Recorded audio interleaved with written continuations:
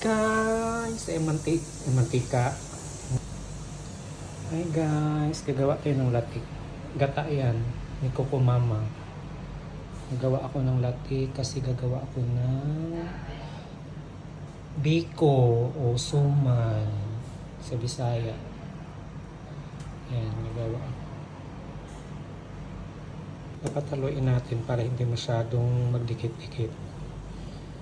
Para maganda yung kanyang pag na siya, naglana, kung sa Ilonggo maglana, yun na. Pwede na tayo maglagay ng asukal. Yan, haluin natin.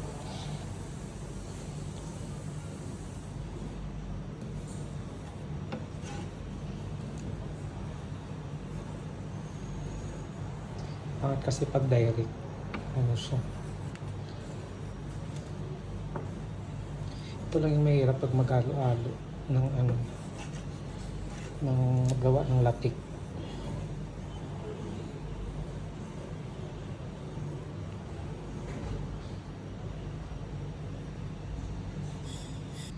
Ayan na siya, malapit na maglana kay mga haplas kita dayon kung maglupad magto kita sa Netherlands. Mga kabayan, magto kita sa Netherlands, magto kita kay Tatay Digon after sani. Pag maglana mga haplas kita sabay-sabay, kaya kita malupad. Siya malapit na siya maglati, kaya nagmamantika-mantika na siya. Low fire lang pala tuwa para siya, hindi masyadong sunog. Para matansya yung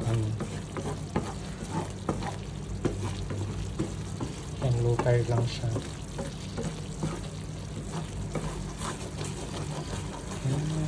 Malapit na. Ayan na siya guys. Papula-pulain lang natin yung maglatik na siya. Yan.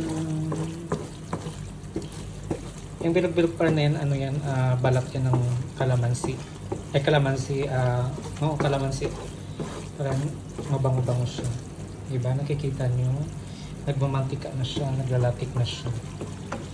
Yan. Sa sobrang tiyaga natin. Diba? Naglatik na. Pula-pulahin natin para mabango yung ating suman. Suman o biko.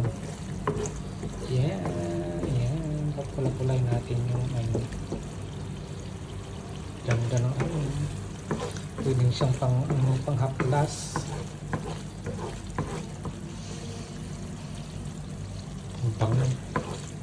Bango niya sobra.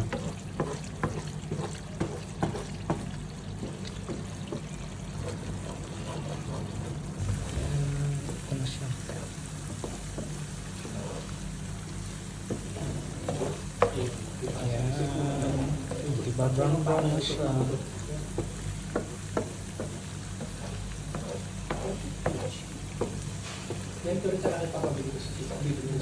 siya.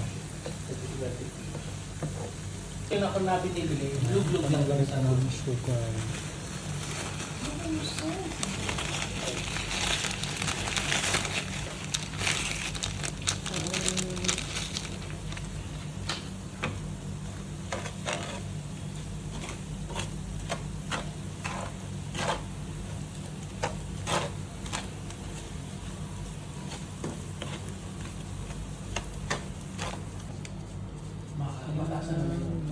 Sugar. Acid reflux ng puki ko.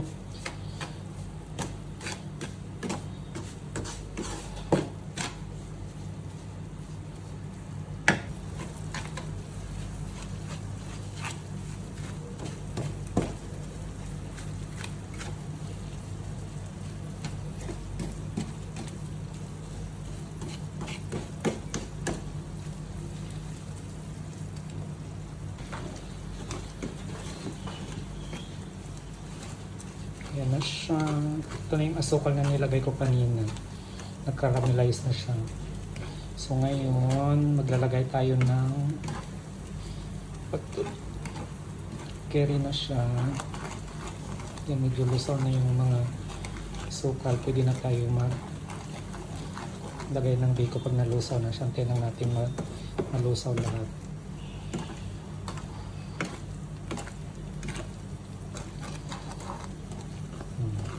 Kaya siya nag-caramelize na siya. So ngayon, pwede na natin ilagay yung sugar. Ay, yung sugar, yung biko. Lagay ko na yung biko natin.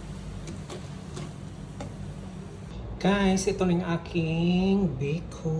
Yan. Aking negra na biko. Yan siya. Medyo basa yan lang yung rice kasi nung Tuesday pa yun na rice, ngayon ko lang niluto. Yan guys, kain po tayo.